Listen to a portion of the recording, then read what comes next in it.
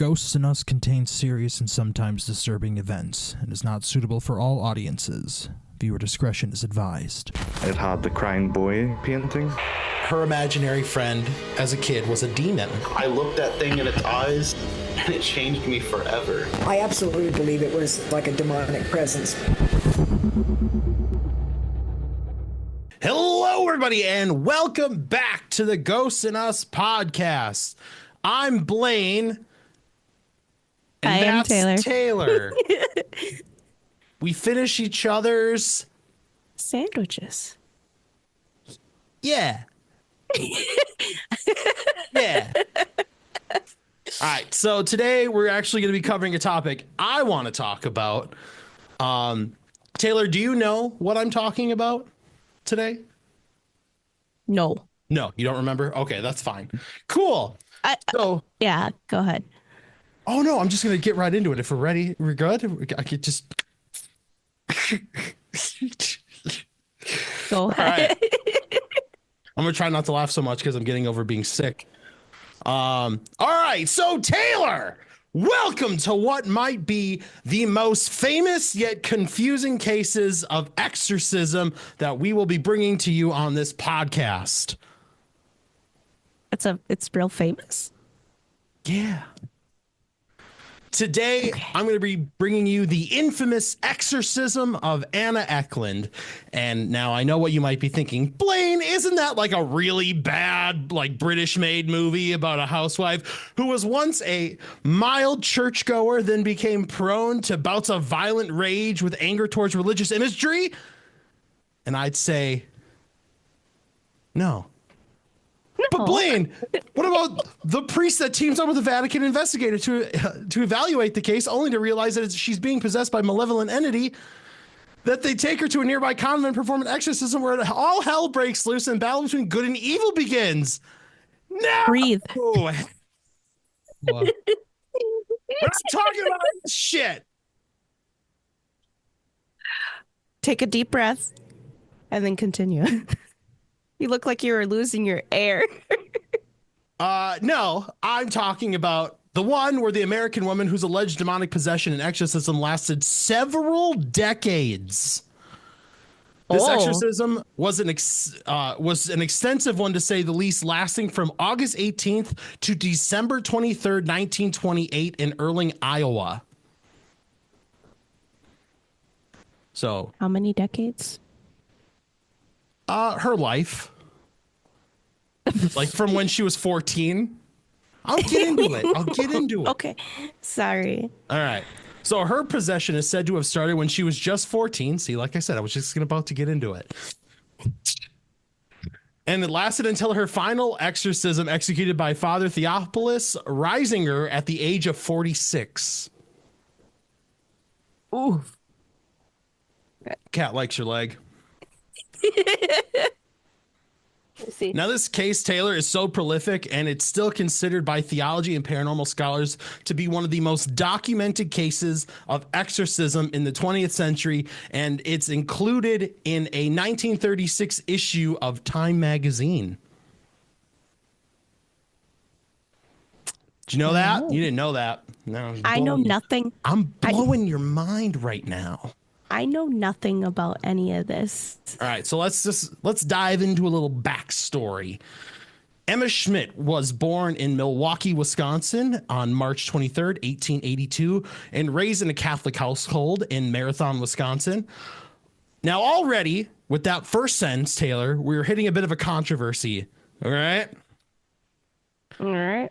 If this information is correct, it would make her the daughter of Edward Schmidt, which contradicts both published and unpublished works of Emma's possession and exorcism, as those works state that her father's name was Jacob.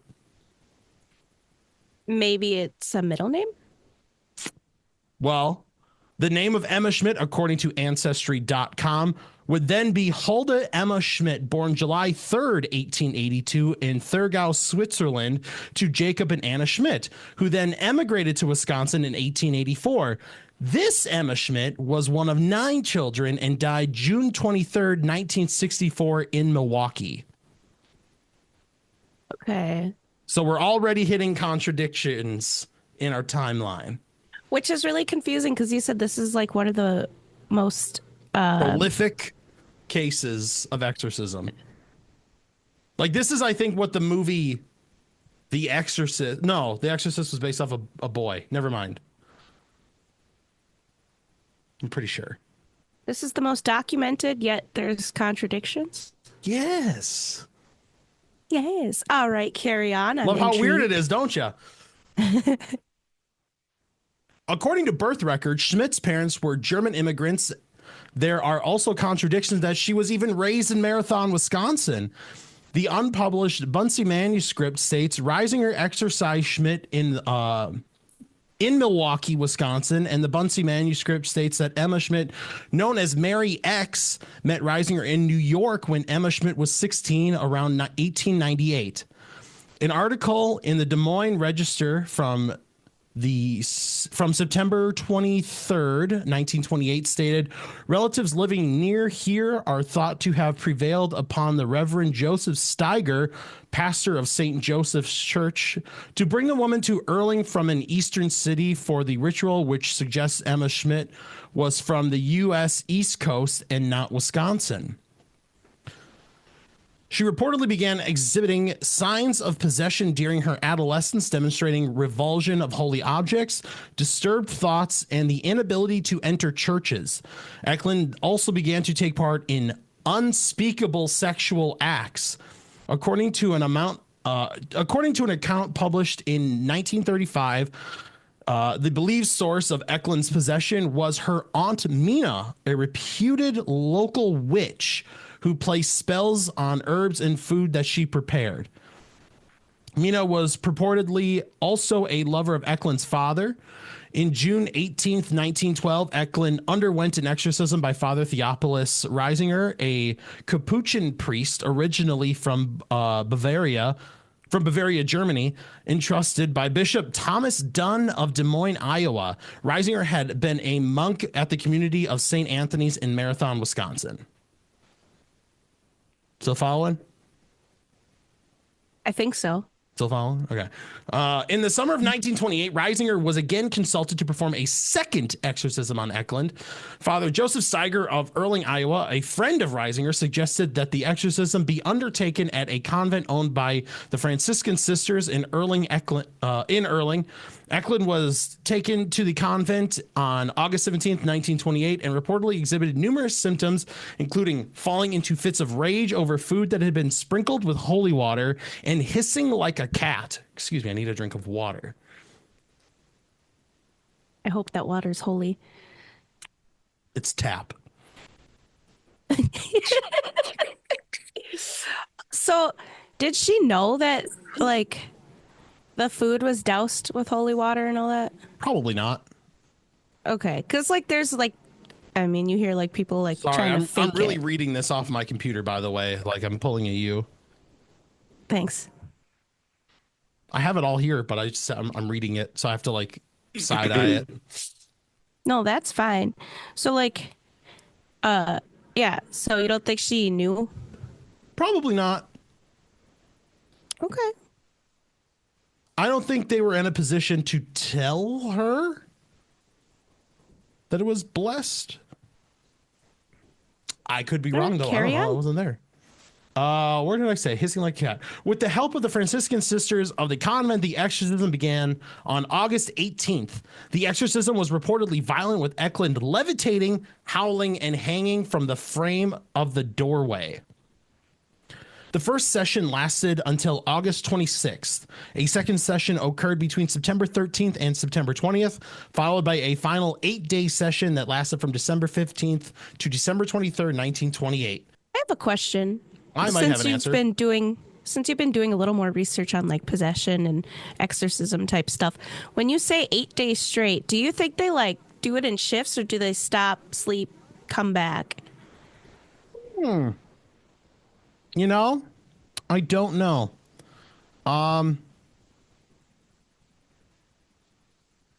Yeah, probably. I mean, Probably to what? that they'll Shifts? yeah, well, yeah, that they'll be like, all right, clock out. We're done for the day. You know, like, because I think you have to be a Stamp specific a little cross on their card. Well, no, because you have to be a specific type of priest to perform an exorcism to be an exorcist. Like, not every priest can perform an exorcism. Like, is that real knowledge or is that movie knowledge? No, that's real knowledge. Not every priest can perform an exorcism. Okay. Well, continue. I'm pretty sure that's real knowledge. Editor's note. Allegedly. Editor's note. Taylor's a dummy. The extensive exorcism resulted in the deterioration of Ecklund's body as she refused to consume food, also vomiting foul debris and what appeared to be tobacco leaves. Her head, lips, and face reportedly swelled, and she was also able to speak in multiple languages unknown to her. The exorcism was reportedly so grueling and Ecklund's behavior so violent that several nuns in the Franciscan order asked to be relocated to a different convent. Ecklund was believed to be possessed by Judas Iscariot, I think that's how you pronounce that, as well as Jacob, her own father, who had cursed her with the help of his lover, her Aunt Mina, for refusing his incestuous sexual advances during her adolescence. During the exorcisms, Ecklund also spoke in a high falsetto voice, which Reisinger interpreted as the voice of her Aunt Mina.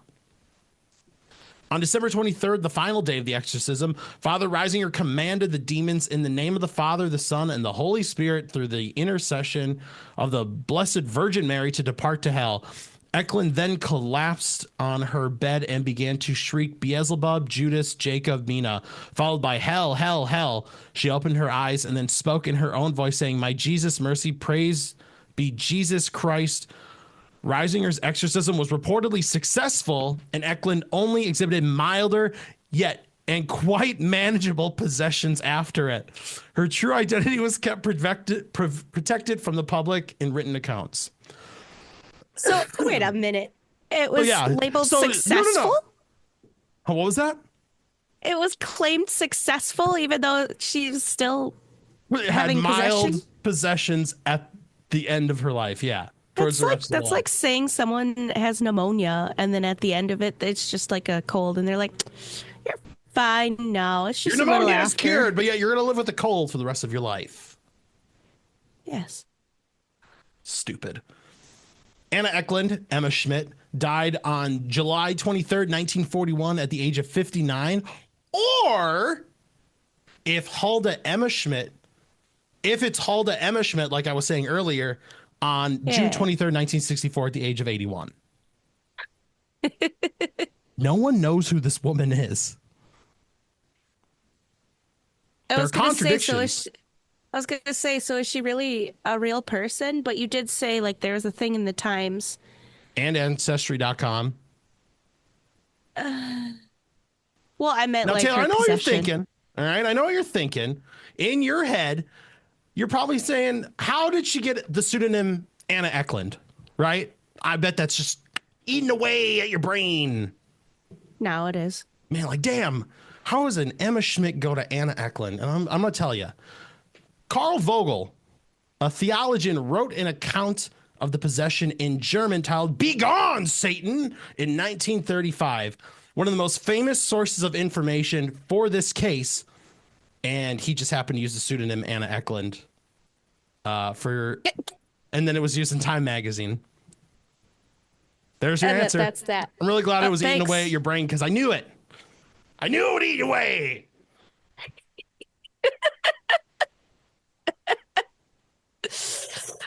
Yeah, that's the case. She just that's the case.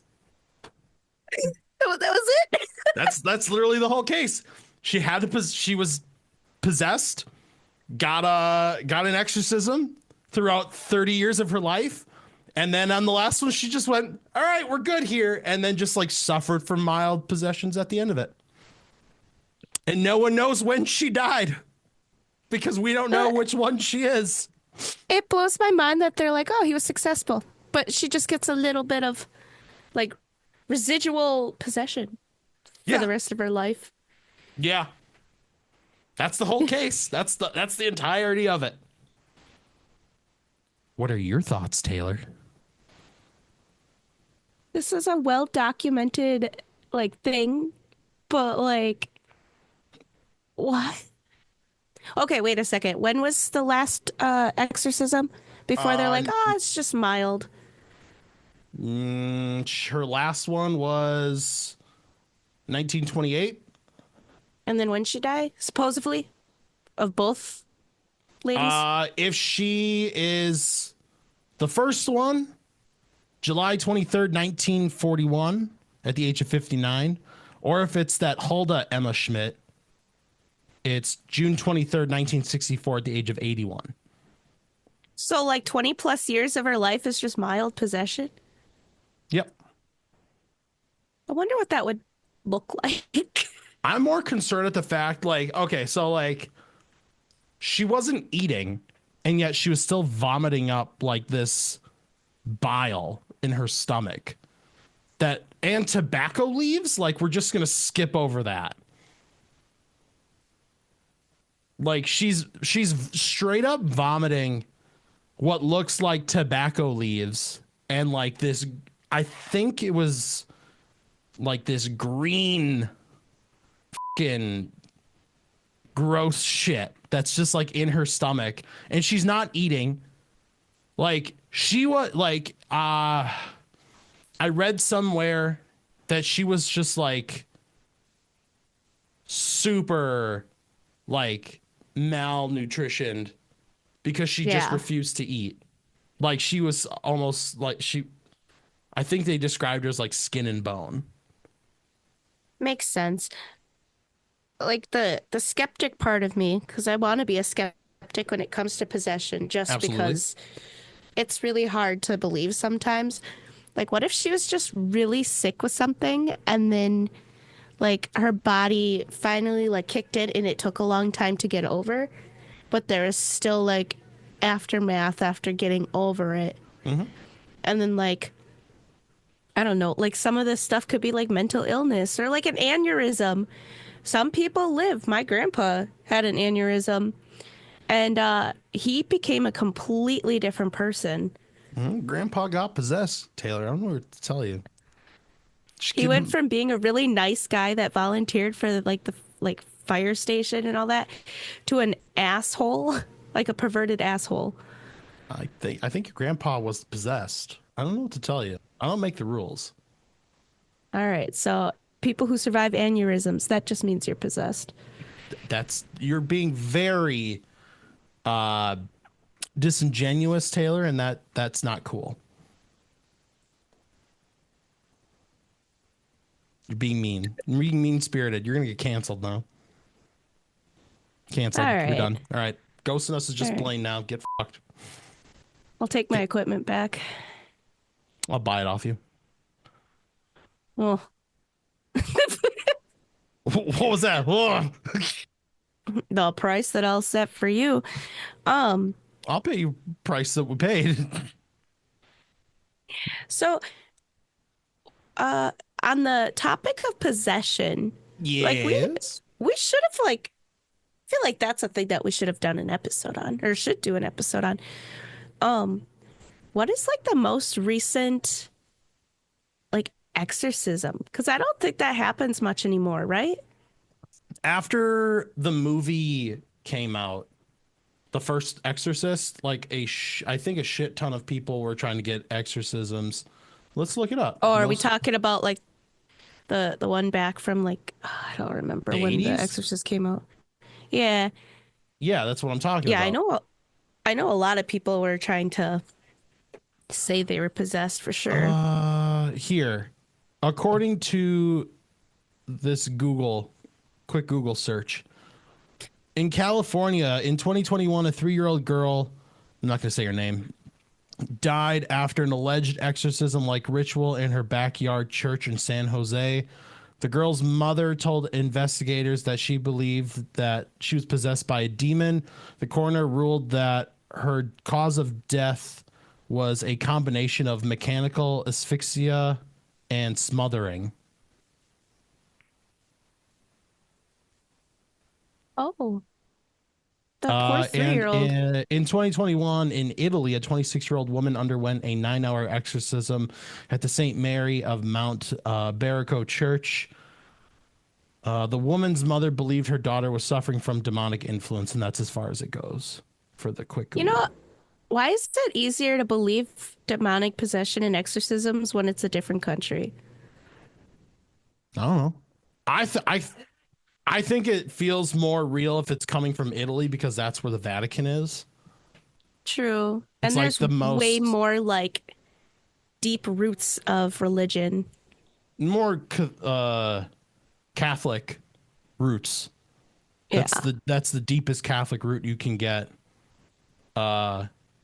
for today's age, unless you're like going to Bethlehem on like a pilgrimage. But other than that, you're like the Vatican is probably like being in Italy is one of the most religious countries because they have like all the basilicas and all the statues and whatnot. But yeah, 2021 it looks like there's a few. Wow, that's pretty recent for sure. Yeah. Do we know what the oldest recorded exorcism? Do you get what Oldest, I mean? like the first recorded one. Yeah. Well, let's look. Case of What an episode. exorcism. This is such riveting podcast. I'm really sorry. The oldest recorded case of exorcism includes in 1634. Excuse me. Documented exorcism of nuns in France. The exorcisms were performed to demonstrate the power of Catholic rituals over the devil. In the Bible, that describes exorcisms of King Saul, the first king of the Israelites. The exorcisms of Jesus in the Gospel of Mark, written around AD 70. Jesus casts out evil spirits. In the first century AD, Josephus described a man who freed others from a demon by invoking King Solomon's name. That's the exorcisms of Eleazar. That's a name I can't pronounce. I'm really sorry. I'm not going to even try. In Mesopotamia during the first millennium BC, there were spiritual healers who used rituals and amulets to expel demons. Okay. You know what? Since we brought it up, since we mentioned like Italy and all that, and European, I want to set up an episode where we talk about the catacombs Sure. because a lot of people talk about it being haunted in a way, and I mean rightfully so with the amount of bodies and like skeletons in that place. Amazing and just intense. I also know that they don't allow people to go in there at night. Like the tours stop at one point. Like you get in huge ass trouble if you go in there at night. And then like there's movies that are made about like the suspicions of the place, like as above, so below. Yep. So like, yeah, I'll set that up. Cool. Sorry, this was a very kind of lackluster episode, I guess, but This episode's going to be like a 20, 25, 30-minute episode. so, well, you know what? Sometimes you just need a short one. But no, it's okay. You were so uppity. I was so uppity. I was ready. I was so prepared. I typed everything out. You could have just like dragged it out. Narrator voice. Nah. Getting over being sick, I'm not gonna Spitting up green. spitting up green. No, I wouldn't do that. I don't want to do that.